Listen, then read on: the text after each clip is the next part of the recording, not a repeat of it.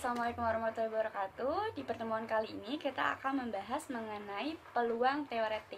Sebelum masuk ke peluang teoretik, kita harus mengetahui dulu bahwa manfaat yang kita akan dapatkan dalam mempelajari peluang teoretik yang pertama adalah mengetahui jenis peluang teoretik dan contoh soal mengenai peluang teoretik.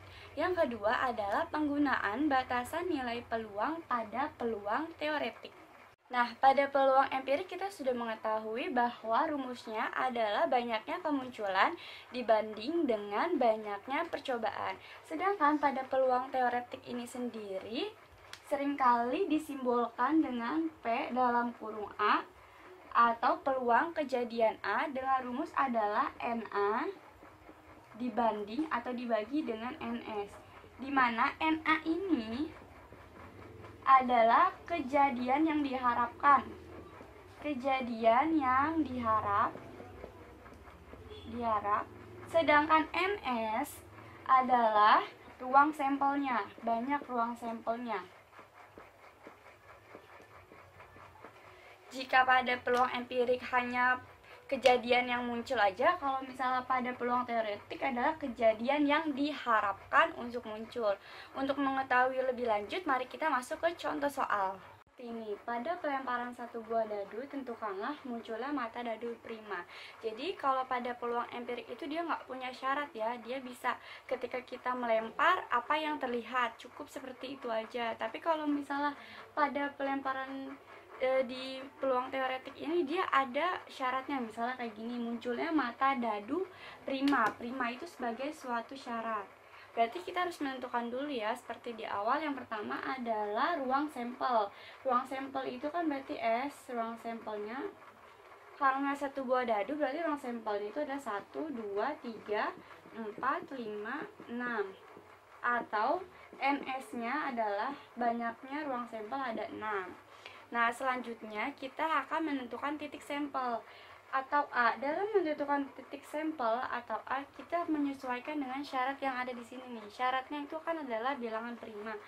Prima itu adalah bilangan yang tidak dapat dibagi dengan bilangan lainnya. Contohnya di sini adalah 2, 3, dan juga 5. 2, 3, dan 5. Berarti A-nya itu adalah 2, 3, dan 5. A di sini disesuaikan dengan syaratnya karena dia peluang teoretik. Lalu berarti kita bisa tahu NA-nya adalah 3. Sehingga pada kejadian peluang ini P-nya atau PA maksudnya PA itu adalah peluang kejadian A. Rumusnya adalah tadi kita bisa ketahui NA dibanding dengan NS, atau banyaknya kemunculan yang diharapkan yaitu mata dadu prima dibagi dengan keseluruhannya NS. NA-nya di sini 3, NS-nya adalah 6. 3/6 atau kita bisa bulatkan ke dalam bentuk desimal yaitu 0,5.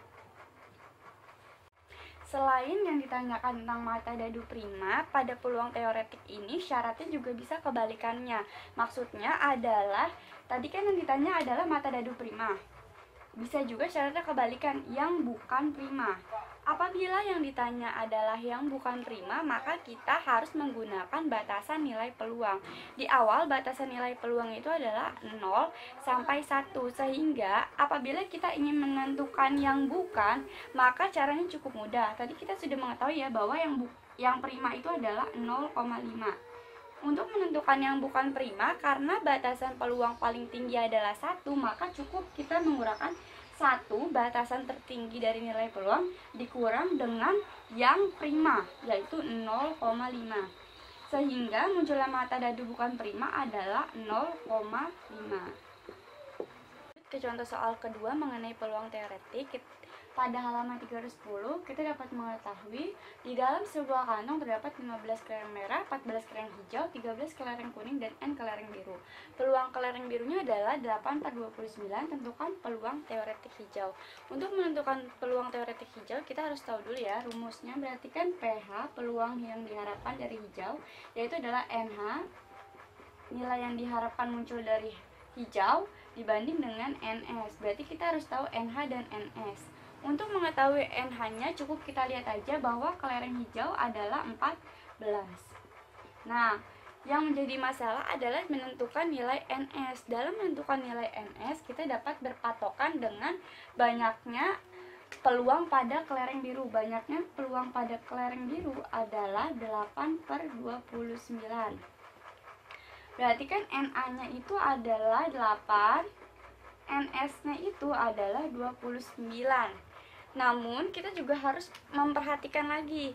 Kenapa kita harus memperhatikan lagi? Karena apabila kita menjumlahkan semuanya nih, 15 kita tambahkan dengan 14 dan kita tambahkan dengan 13, nilainya itu sudah lebih dari 29, sehingga NS 29 itu tidak mungkin. Jadi misalnya kita kalikan 2, ini juga kita kalikan 2, berarti peluangnya menjadi 16/58. Berarti di sini peluang B-nya 16.